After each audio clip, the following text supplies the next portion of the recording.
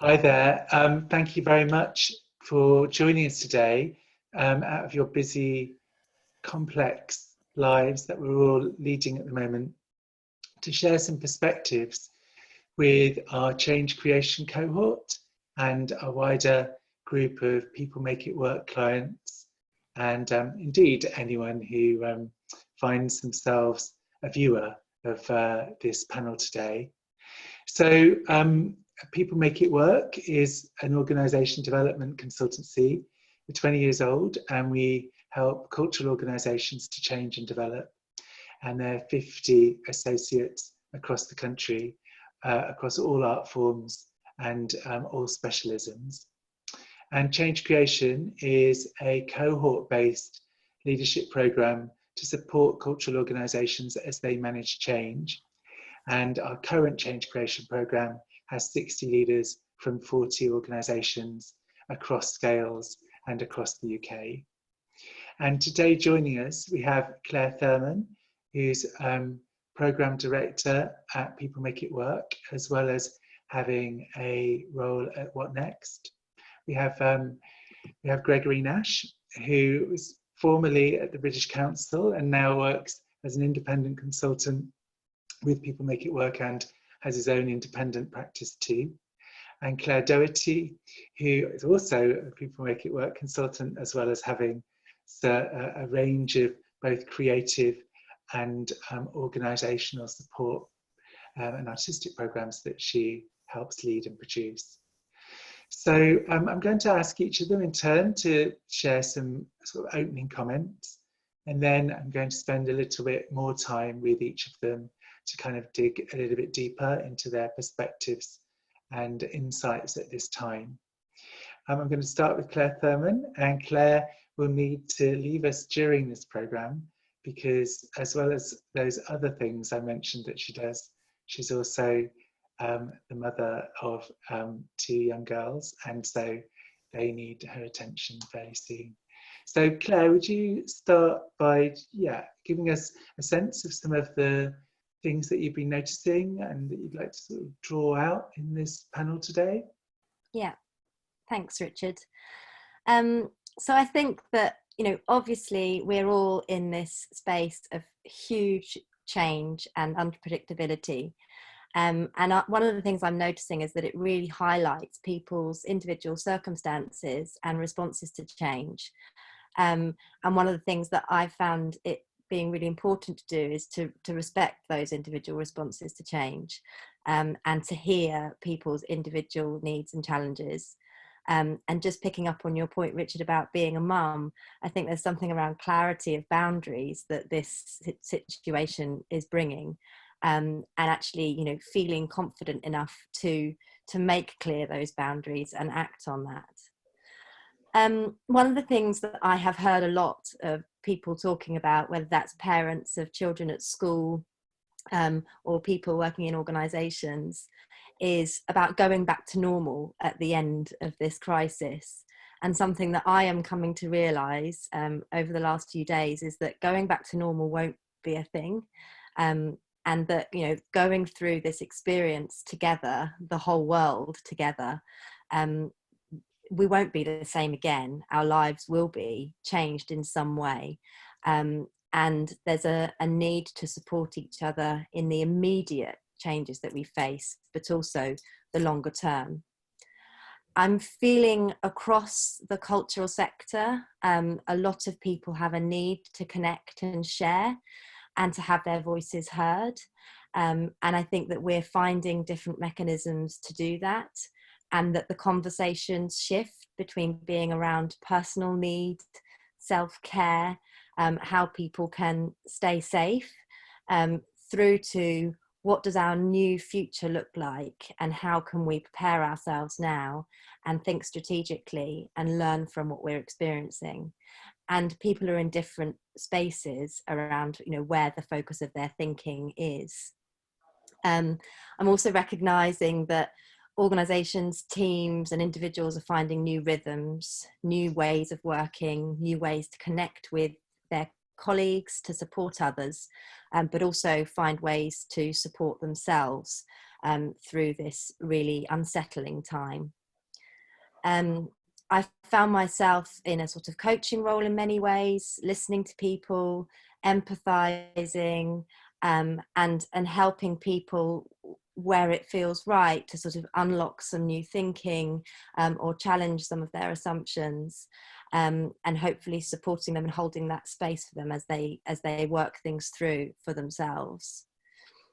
There's definitely something about individual resilience that I've noticed in this time, and I've noticed that on a personal level and in others, about what does that really mean, and how well are we equipped to cope with a sort of multifaceted process of change that impacts our lives in so many ways. And a number of organisations, particularly those working with disabled artists, are really focused on the pastoral care, and a really basic need: are the people they work with, their communities, okay? Are they safe? Are they well? And are they being supported through their immediate communities and networks? I also have heard from some people, and I feel like this is really interesting, is that, you know, is this an opportunity for some people to do the reflection and deep thinking that they don't normally have the time for? And whether that's where people have been furloughed or they're working less than normal, does this present any kind of opportunity for self-development? And one of the things that at People Make It Work we'd like to explore further is how can that be resourced? You know, how might people be in some ways financially supported to do some of that thinking, and we think that that's really important. And where people are looking to the future and looking to how their organisations might move through this murky phase, is thinking, what are they best placed to do, and potentially rethinking their value proposition in this new world. And what can we learn about what we're experiencing now that will impact how we operate in the coming months and even further beyond? And here at People Make It Work, I feel like we're here to support people in the way that they need.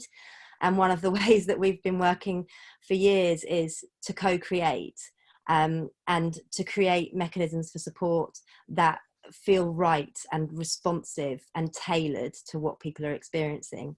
And I don't see that as being any different. I feel like we're still in that place, and wanting to support people in that way.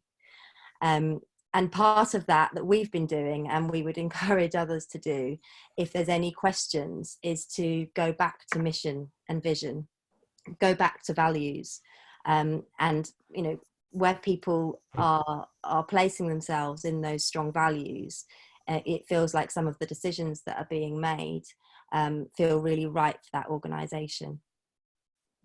Great, thank you, Claire. Gregory, where would you like to take the conversation? What have you been noticing? What would you like to draw our attention to? I'd like to pick up on Claire's thought about reflection and deep thinking. You mentioned, Richard, that I used to be at the British Council, and I left relatively recently. And as a person who became quite senior there, I noticed that most of my time was taken up making sure the organisation, the management of the organisation was working. And it became less and less about the work that our mission and our values, and more about the running of the machine that was the organisation. And since I've been freelance for about 6 months, I've had some space. The pace has slowed, and I've been able to do more reflecting myself. I'm working at the moment with 2 organisations, one very tiny one, and one much larger one for People Make It Work. And in the case of the larger organisation, which has several decades of track record and experience, their major event this summer now has been cancelled. And it strangely, it now gives them an opportunity to really, really think about what it is they do, how they work. It's a huge drawing of breath. Of course, it's a terrible time, and it's surrounded by tragedy and challenge. But for the organisation, they're going to now have this year to basically work out that they're going to be able to stop running. They've been running to keep up with the organisation and keep up with the programme, and now they can actually slow pace a little bit.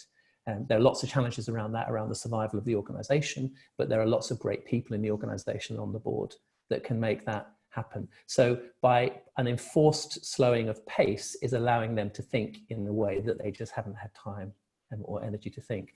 And with the smaller organization, they've basically had to stop touring. All their dates have been cancelled. And they are now able to look at the things that were at the bottom, that kept going to the bottom of the to-do list, the stuff around their values, around their mission, around how they wanted to grow as individuals and as a company, and how they wanted to expand and reach different kinds of people with their work. So the artistic director now has an enforced period of reflection, which he's using very, very well.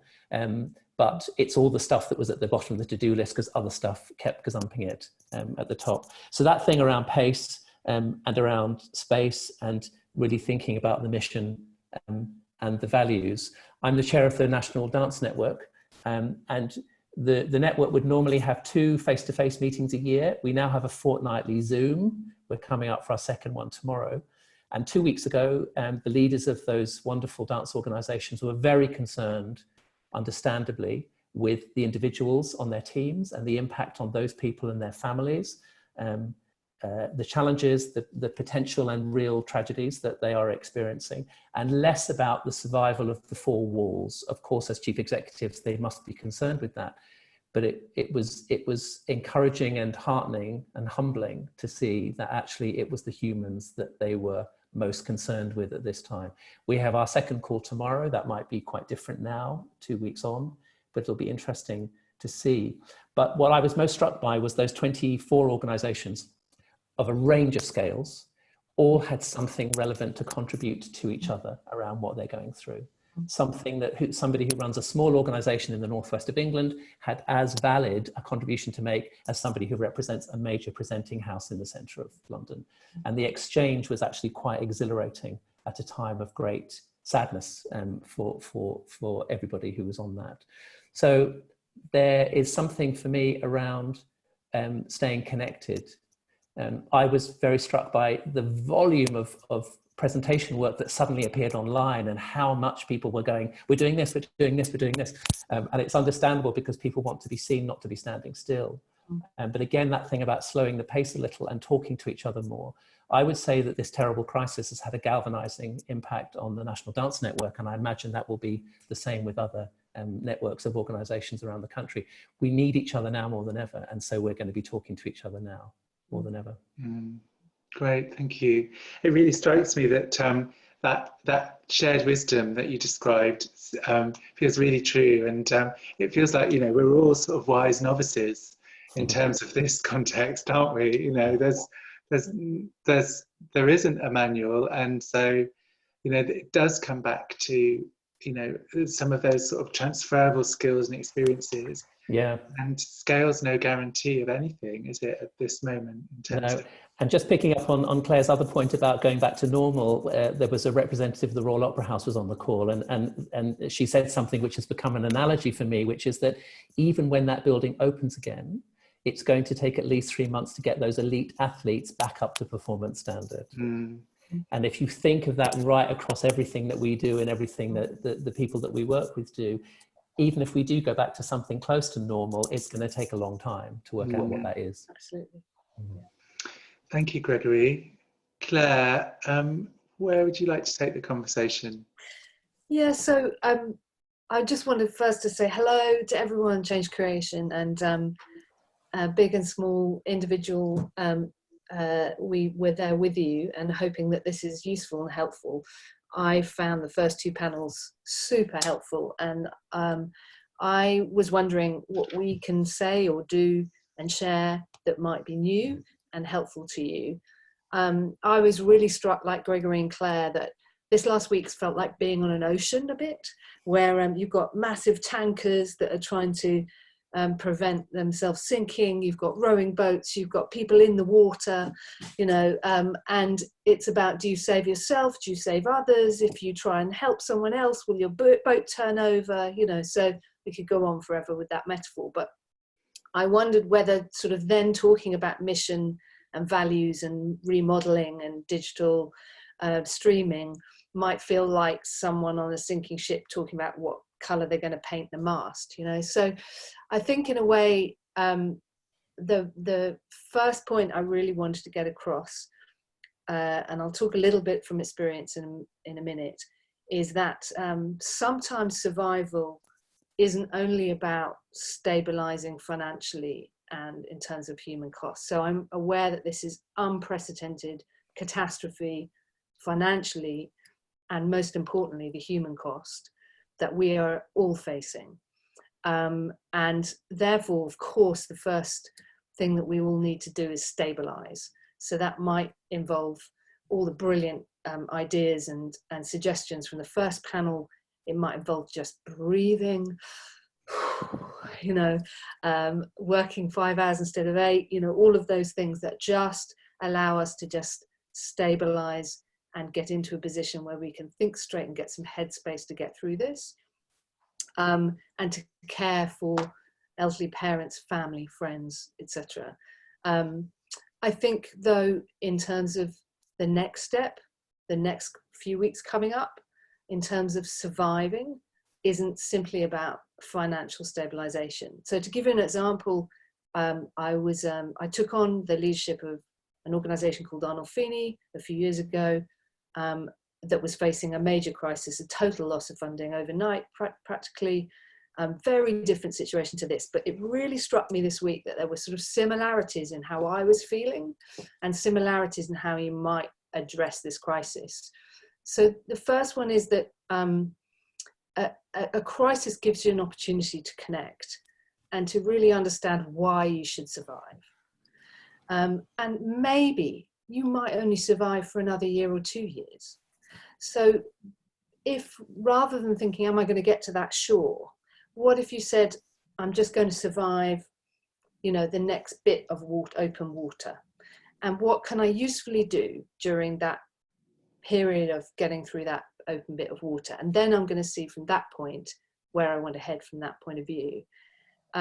With Arnolfini, yes, it was about financially securing, looking at every single detail and really bringing operations down and making some very, very difficult decisions around staffing that affected people's lives.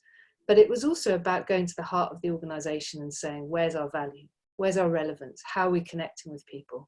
So the first thing I would say, the first step to take is to think about place and think about your relevance to place. And one observation from the past week is that those organizations, cultural organizations that are already tooled up in understanding place and their role within it, have been able to, as Gregory was saying, sort of take that baton and run with it. Slung Low in Leeds, Eden Court, Coventry 2021, all of those organisations are, Heart of Glass and St Helens, are all ready to reassign their resources to the community and to really understand the need and act quickly. But not every organisation or artist will be able to do that, either because they don't have the skills or they don't have the resources. So maybe starting with asking a question around relevance and place, where you can be useful, and what's your understanding of place. So maybe rather than doing, as Gregory suggested, take that pause, but not just to sit on your own, but ask some questions. What do you know about where you work, wherever that is? You might work remotely. You might live in one place and work in another. What do you know about those places, about what the need is, what people are feeling there? And then I think the other thing to share is that when I took over on Arnolfini, I came from a non-building based organisation. And the great thing about Situations was that it's a administrative light organisation. So it was fleet of foot. And actually that kind of organisation is now coming into its own in that it understands how to create value and how to go looking for it. So the second thing around, secondly, to understand place is understand your value. So to really think about bringing those two things together and think, what are the skills and resources that you could bring either now or in the future to that particular place? And I think that one final observation of this situation is the great advantage of all being in it together in that choppy, mad, stormy ocean. You can ask anyone anything. You can say, actually, could I work with you on something? Can I have a Skype with you, a 15-minute Skype with, you know, someone you've always wanted to work with? Or, you know, the librarian down the road who's not allowed to go into the library, have a conversation with her about what it's like to work there. You know, so you can be having the conversations you've always wanted to have, and out of those come amazing creative possibilities of things that perhaps you've always wanted to do. So I guess that was my sort of thoughts. Place, value, and connection would be the three things. Thanks so much, Claire. Claire Thurman, have you got time to spend a little bit more time with us, or do you need to go and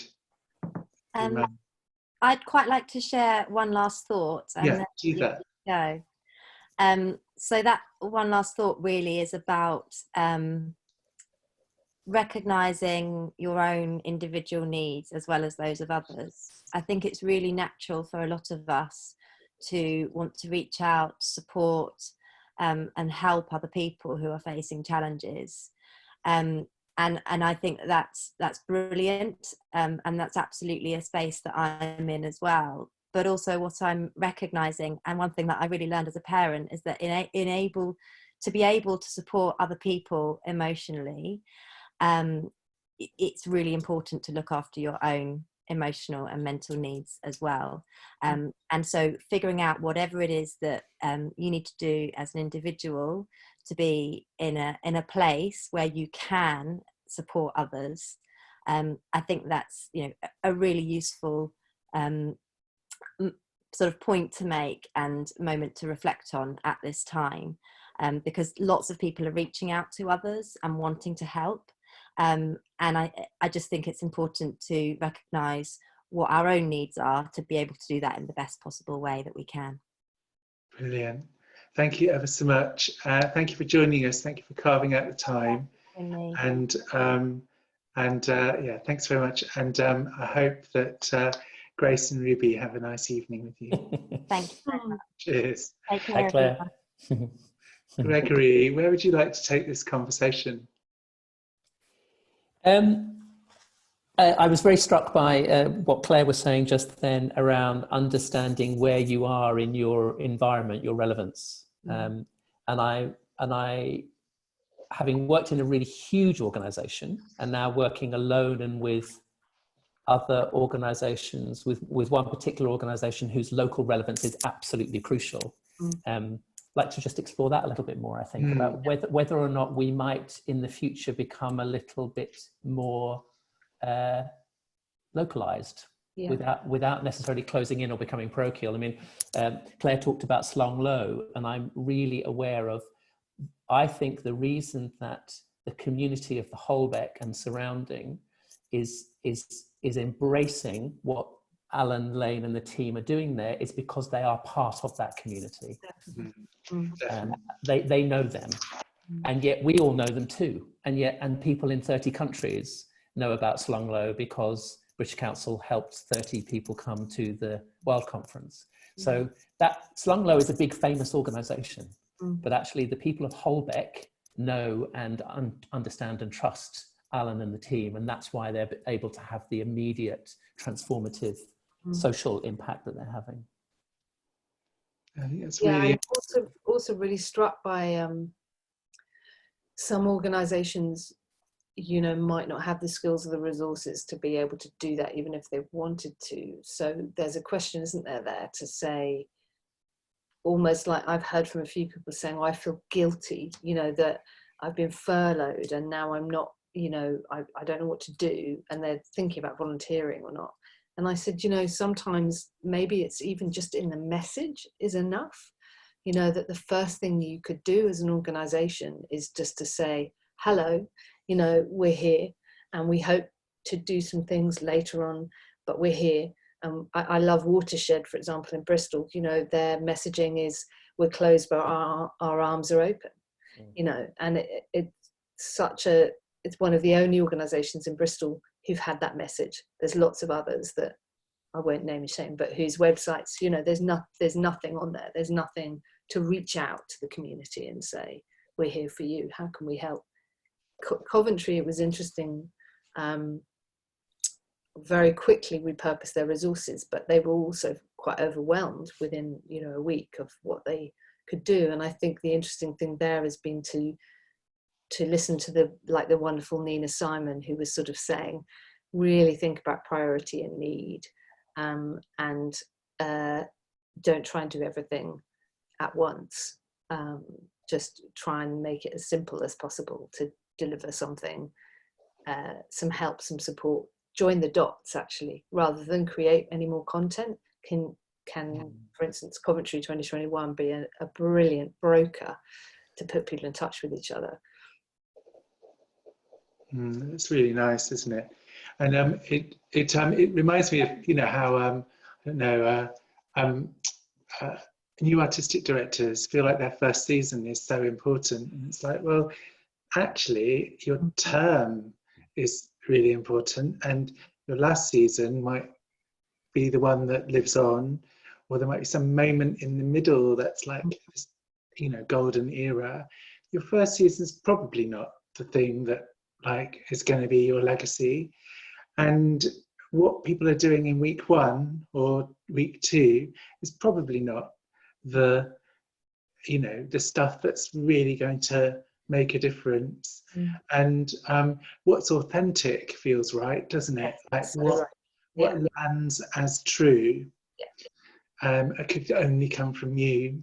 Yeah, it's not virtue signaling, you know what I mean? It's not a process of that. It's got to be true. And yeah, that's interesting. So Claire, could you say, you were talking before about kind of the challenges of managing in a crisis, and I just wondered if you could talk a bit more about kind of the personal toll and strategies that you might have developed in the past to kind of manage some of that. Sure, Gregory's got some good stories. I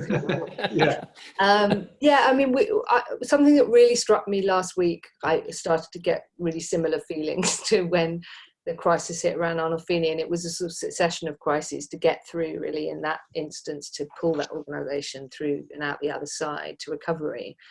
But I was very, very, remember something someone said to me, which I wanted to share, thought might be useful, which is around particular types of cultural leaders. So leaders lead in lots of different ways, we know that. They also respond to change and crisis in different ways. But there is something that's similar in most creative leaders, which is that they thrive on adrenaline.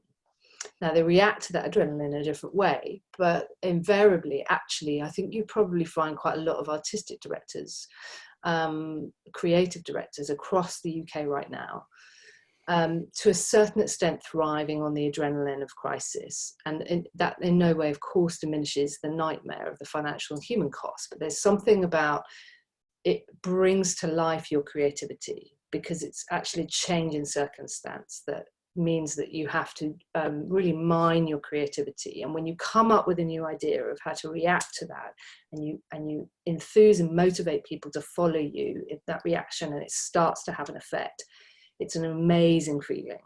And you tend to survive on that adrenaline for quite a long time, actually. The danger is you will hit a wall. So you'll hit a wall in terms of exhaustion, or potentially something will go wrong, or potentially what you were aiming to achieve doesn't work, no matter how well and carefully and how hard you worked at that. So I just wanted to send a message out there to all the adrenaline junkies that are part of change creation, to say, try and recognize that happening. There's a certain sort of high in reacting, getting up every morning and kind of knowing there's this crisis, and that's kind of fed, of course, by the news feed. But just so some strategies to deal with that are create a trusted group of people around you that are not a part of your organization, or if you're an individual artist, not immediately involved in your practice. That's really important. So independent people that you trust, sort of buddies, if you like, who you can just talk through your decision making with, and tell them that you want them to watch out for burnout, adrenaline, and the challenges that are going to come. Because when the adrenaline, I reckon in about 4 or 5 weeks, we'll get a lot of completely overwhelmed, exhausted ADs, even if we haven't got them already. So it's kind of about building a bit of a support structure around that. And secondly, I would say, with those trusted group of people, and maybe 1 or 2 from your organization, or if you're not an artist, with 1 or 2 trusted producers, have the conversation of the worst possible scenario and what you would do as an individual. So not about your organization, but what you would do as an individual. Because do you know what? For quite a lot of people, the worst case scenario will happen. If you read Darren Henley's rather beautiful, moving blog this week, he said, you know, this is about the survival of the ecology, and some organizations will go under. And you bet your bottom dollar that everyone listening to this, watching this, doesn't want that to happen. Of course we don't. But the reality is your organization might close. So what would you do? What would you do? And start to build a bit of a life raft for yourself. Start to see that as a new horizon and a way of think about the skills that you have, the networks that you have. Start having conversations about what if. And if you can at all, don't approach that in panic and fear, but maybe approach it as an opportunity. So that as soon as you have that conversation, you feel better, I promise you, because you faced it, you know, because organizations, you know, might not survive. And I think in a way, if we're all having a more honest conversation with each other, that might help. Right, thank you, Claire. Gregory, you were talking before about kind of about vision, mission, and values, and I mean, personally, I was slightly horrified to even imagine that for some people, conversation about mission, values, and purpose and growth might be something that was at the bottom of their list, because of course it's constantly at the top of mind with organizations. But I wondered if we could kind of like explore a bit like what's exciting about that means that it shouldn't be at the bottom of the list, and how might people go about kind of exploring some of that during this time where for some people they might have a little bit of space. I think it's I think it's at the bottom of the list, principally probably for artist-led organisations rather than for formal, you know, in England, the national portfolios, for example, which have a formal structure. Often, I mean, the artistic director I'm working with at the moment, absolutely the work and the way he and the team work lives the values completely, embodies the values, but he wouldn't necessarily describe them as those because it's never been a requirement. And now as he starts to, 11 years into running the company, as he starts to negotiate the sort of foothills of the bureaucracy of possibly becoming a more formal structure, he's got to think about how to articulate something that he's been living and breathing across the world for 11 years. Yeah. So, I think this is where I come in that as a former artist who also ran a small company, is helping to understand that this is not a shift into jargon or bureaucratic language. It's a way of authentically describing what you do, just in a way that people who aren't in the studio or the theatre with you every day will understand what that is. And it's been very interesting because as somebody who, like we all have, has looked at funding applications over the years or been on interview panels or assessment panels, I have noticed how artists have been sort of browbeaten into speaking and writing in a way that they think that people like us will want to see. And in the work that I'm doing with companies and artists is actually saying, let's find the authentic, the vocabulary and the language that authentically describes what it is that you do. And let's change the landscape of funding and structures by using that authentic language. I love that. Yeah, so rather than being framed by formality, I mean, one of the things that we experienced a lot at British Council was that the people who applied to work with us did not come from as diverse a range of backgrounds as we would have expected given that we're an organisation that works across arts and social change in 110 countries. And we got some really great feedback from colleagues who said, but if you go to the website, the language is not, it's not a universal language, and it's very, very hard for some people to understand and to penetrate, and they cannot then see their journey into the organisation and through the organisation. So I wonder if in this period of reflection and time, we will continue to find ways of describing what we do and articulating what we do in a more authentic. I mean, I was really struck by all of the arts councils in the United Kingdom, their response to this, to what's happening. It so happened that Arts Council England was first off the tracks, and there's such a strong sense of, as you said, Richard, we're all in this together. That this is actually this is a shared experience, and we need to find a shared purpose, and that it's not them and us, and that the people who work in the arts councils are also people who were artists or are artists or producers and administrators, and I'm noticing a little bit of a melting of those boundaries, and I wonder if out of this will come a stronger sense of shared purpose. And as Claire said, some organisations will go by the way, and that sense of needing to think about that. I was very struck, Claire, as you were talking about keeping things. It's really good advice, keeping things in perspective, because for the 6 years I was overseas with British Council, I was in Istanbul, but I looked after 15 countries, including Russia, Ukraine, Israel, and for those, and Turkey, for those countries and for those colleagues in those countries, the what if is a daily conversation. Yeah, absolutely. Because you have a conversation with the Minister of Culture in Georgia, and the next day the government changes, and you're back in and you're having so the what if is a daily conversation.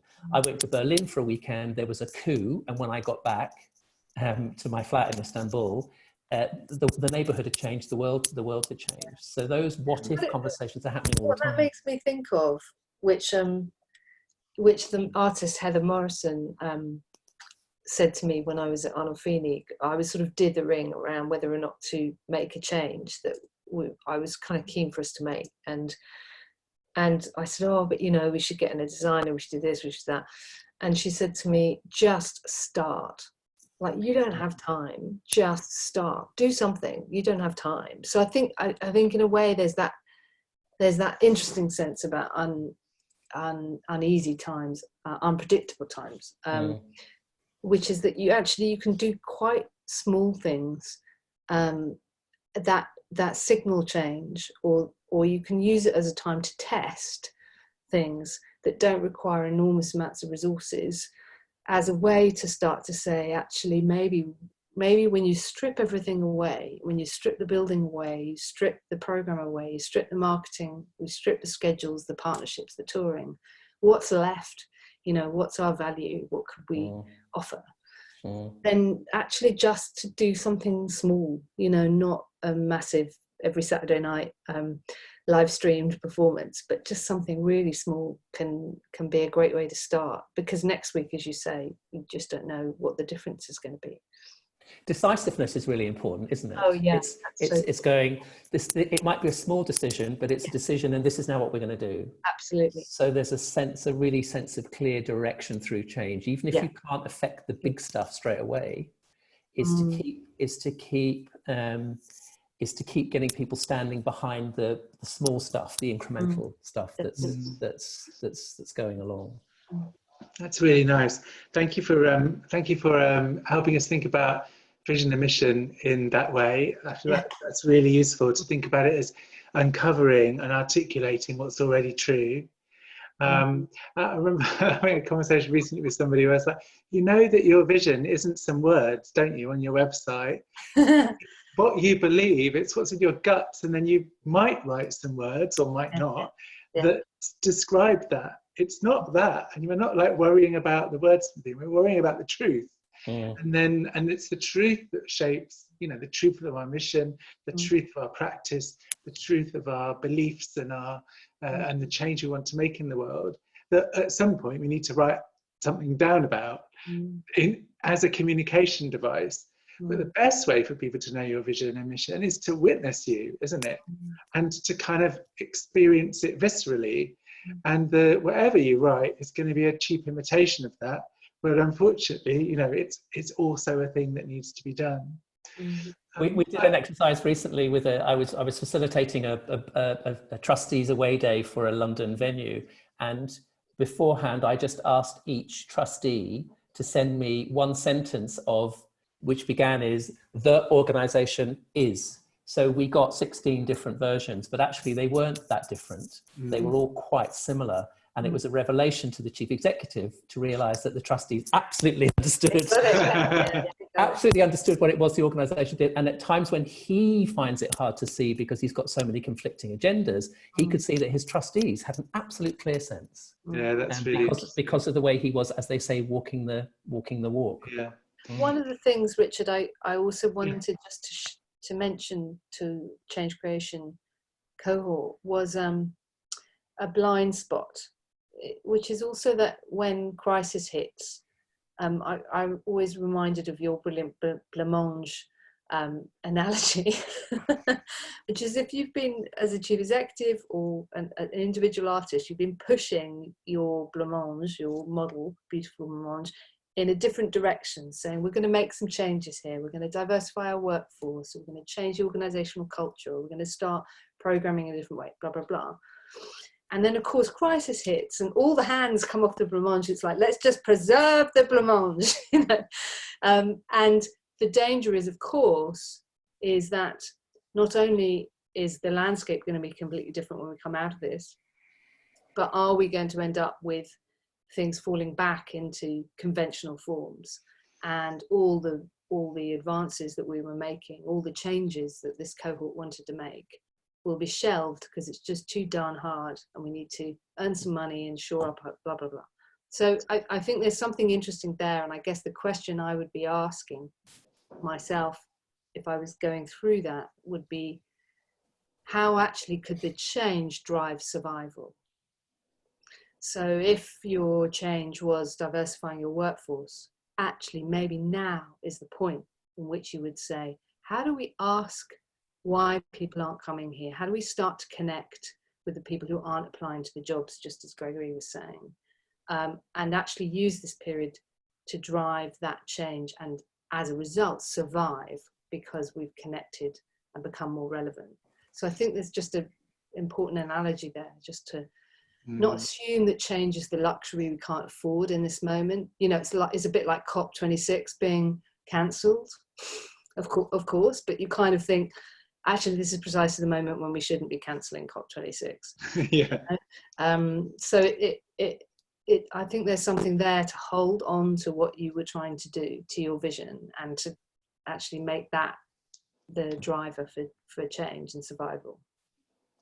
I think that's right, Claire. And in the way that Watershed's message is our arms are open, is use all of this incredible time online, and all of these people are online, to ask all these questions and do some listening. Yeah. Absolutely. Yeah. So I was wondering whether I was wondering about that question about how we think that, you know, the most recent agendas that have been about thinking more about the civic and more about relevance and more about decolonizing our collections and creating more work, you know, for, with and by audiences and partnerships. I was wondering where that conversation is going to end up, and how we make sure it's not eclipsed, and that the most privileged don't kind of survive, if you like, this experience in ways that others don't. So I wondered if I could ask you to sort of unpack that a little bit with us. And then I was thinking I might ask for some kind of closing, I don't know, final thoughts. So I'm just putting that in now to prepare you for a nugget or two. So yeah, Claire, could you help us think about that kind of cultural democracy area of policy, really? I mean, we've seen a lot of incredible work, for example, by Gulbenkian's inquiry into the civic role of arts organisations as a way of spotlighting amazing work that's going on. We've seen the launch of Arts Council's strategy Let's Create, which is absolutely takes a turn towards relevance and co-creative work, ensuring that public funding is going to the areas of England that aren't served, and the same as Scotland and Wales. You can see that coming through the creative curriculum, for example, in Wales.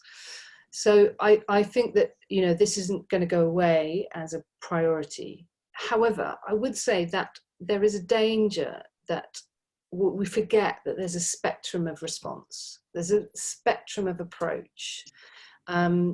Just because co-creative work, fun palaces, Slumlow's way of working is just so inspirational doesn't mean that you want every aspect of the cultural ecology to work in that way. And also means that, you know, there are some things to figure out in that kind of way of working. You can see it happening when you're thinking about how do you create a kind of lightning bolt of experience of amazing performance, for example, for a community that have never experienced anything like that before. Where does their imagination of performance that could happen come from if you don't introduce professional artists into that situation, for example? So I would say that what perhaps we need to do is to think about relevance to place as actually the question, not co-creation.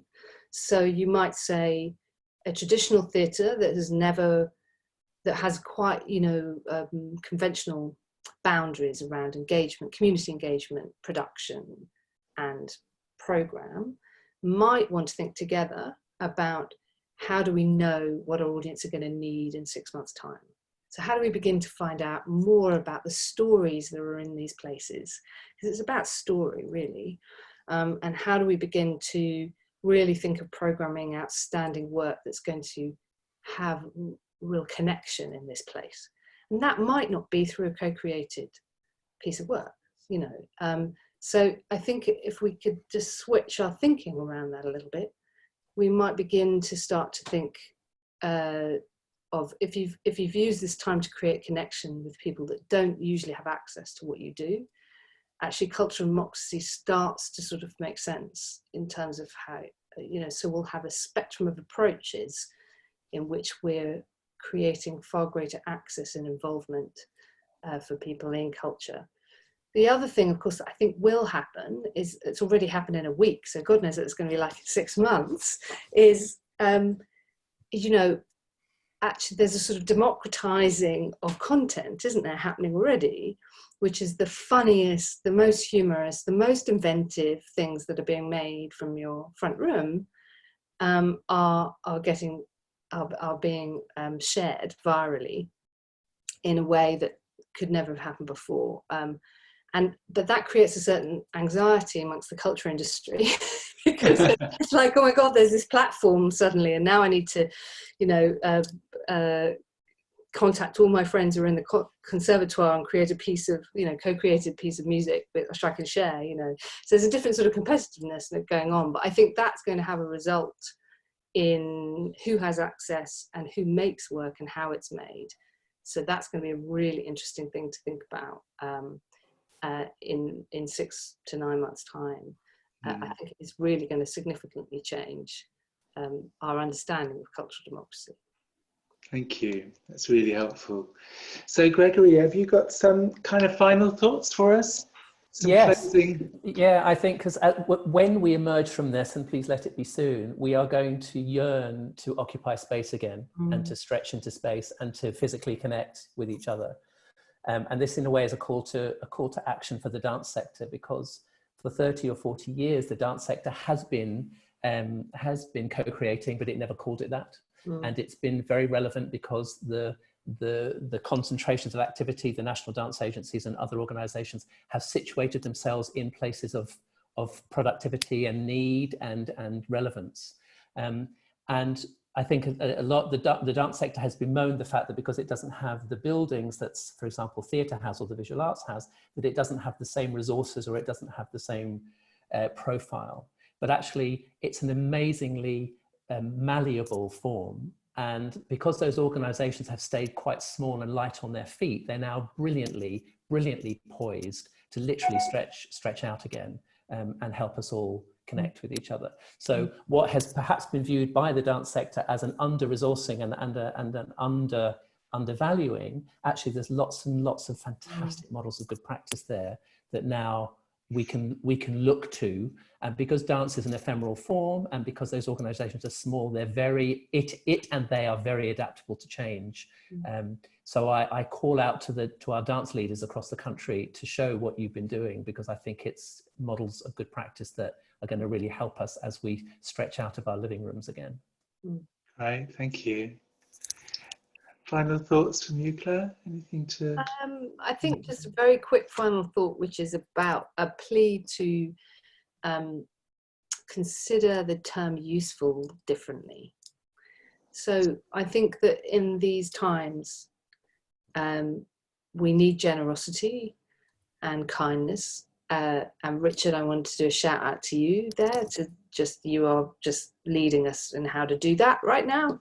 So I think anyone who's being offered a chance for support from the People Make It Work Associates, take it up.